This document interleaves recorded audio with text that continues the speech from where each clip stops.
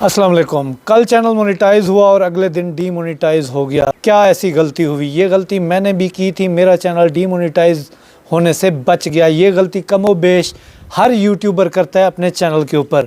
छोटी सी वीडियो में काफ़ी सारी इन्फॉर्मेशन है, हो सके तो लाइक कर दें। चैनल पर नए हों तो सब्सक्राइब करके बेल आइकन को ज़रूर प्रेस करें ताकि यूट्यूब रिलेटेड वीडियोस आपको मिलती रहें। 1000 सब्सक्राइबर और 4000 घंटे का वॉच टाइम कंप्लीट करने के लिए एक यूट्यूबर को जो है ना बहुत ज़्यादा तगोदो करनी पड़ती है।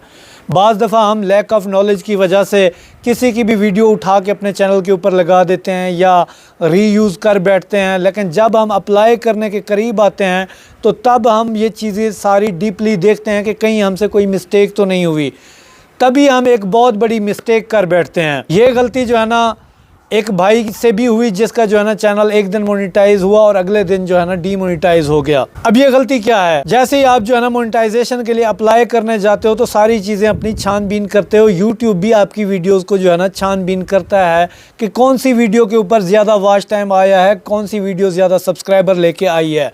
अब आपने जो किसी की वीडियोस इस्तेमाल कर रखी होती हैं, आप जो है ना ज़्यादा सियाने बनने की कोशिश करते हैं। अब क्या करते हैं कि जी मैं इस वीडियो को प्राइवेट कर दूंगा, अनलिस्टेड कर दूंगा या चैनल से डिलीट कर दूंगा तो मैं यूट्यूब की पकड़ से बाहर निकल जाऊंगा, जिसकी वजह से मैं आराम से चैनल को मोनेटाइज करा के मज़े से पैसे कमाऊंगा। तो कभी भी आप जो है ना जब मोनेटाइजेशन के लिए अप्लाई करने जा रहे हो तो अपनी वीडियो को प्राइवेट, अनलिस्टेड या डिलीट ना करें। उससे क्या होगा, जब ये चीज़ें आप करेंगे तो जो वीडियो आपकी वॉच टाइम लेके आई होगी उसका वॉच टाइम आपके ओरिजिनल वॉच टाइम से जो है ना ड्रॉप हो जाएगा, वो काउंट नहीं होगा। जिसका चैनल मोनेटाइज हुआ अगले दिन डीमोनेटाइज हो गया। मैं भी हैरान, यार ऐसा क्यों हुआ। जब उससे तफसीली बातचीत हुई तो पता चला कि उससे बाय मिस्टेक एक वीडियो जो है ना डिलीट हो गई। उसने कहा जी मुझसे वीडियो जो है ना डिलीट हुई है। जैसे ही उसकी वीडियो डिलीट हुई, उस वीडियो का जो वॉच टाइम था यूट्यूब की तरफ से जब ड्रॉप हुआ तो यूट्यूब ने फ़ौरन से उसका चैनल डीमोनेटाइज कर दिया। अब जो मेरे वाला केस है कि जब मैंने एक वीडियो डिलीट की थी, मेरे चैनल के ऊपर उसका क्या इम्पैक्ट पड़ा था। देखो, वीडियो डिलीट मैंने जो की थी इस वजह से की थी, मुझे लगा कि यार ये वीडियो ऑडियंस को मिसगाइड कर रही है। तो मुझे भी नॉलेज नहीं थी, जो मैं आपको कह रहा हूँ कि ये गलती आप भी कभी करोगे। तो मैंने क्या किया, उस वीडियो को मैंने डिलीट कर दिया। अगले दिन जब मैंने देखा तो मैं हैरान रह गया। उस वीडियो के ऊपर 14,000 व्यूज़ थे। जब मैंने अगले दिन वीडियो अपलोड की तो वीडियो के ऊपर वो ख़ास कोई व्यूज़ नहीं आ रहे थे। फिर मैंने चेक किया तो मेरे इंप्रेशन यूट्यूब ने डाउन कर दिए।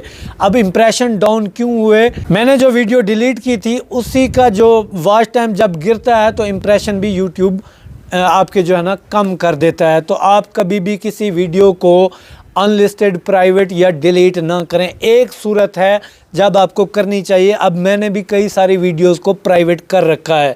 देखें, अगर आपके चैनल के ऊपर 8000, 9000 घंटे का वॉच टाइम हो चुका है और कोई एक ऐसी वीडियो जिसके ऊपर आपको 500, 400, 300 घंटे का वॉच टाइम आया और आप चाहते हैं कि इसको प्राइवेट कर दें, तब भी डिलीट ना करें। उस सूरत में भी आप सिर्फ प्राइवेट करें, उस वीडियोस को डिलीट आपने नहीं करना, ठीक है।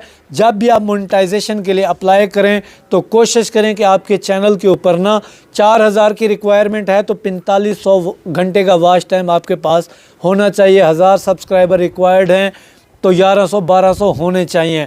ये मैं बात आपको इसलिए बता रहा हूँ क्योंकि फ़ेक सब्सक्राइबर्स भी छांटी करता है यूट्यूब, और आपका जो फेक वॉच टाइम है वो भी देखता है, उसको भी लेस करता है। तभी जो है ना आपको अप्लाई करना चाहिए। जब आपके घंटे और सब्सक्राइबर ज़्यादा होंगे तो आपको सेटिस्फेक्शन होगी, आपको मोनेटाइजेशन के लिए कोई प्रॉब्लम नहीं आने वाली। वीडियो कैसी लगी कमेंट के थ्रू ज़रूर बताएं। दुआ है कि अल्लाह पाक आप सबको कामयाब करें। मिलते हैं अगली वीडियो में, तब तक के लिए अल्लाह हाफ़िज़।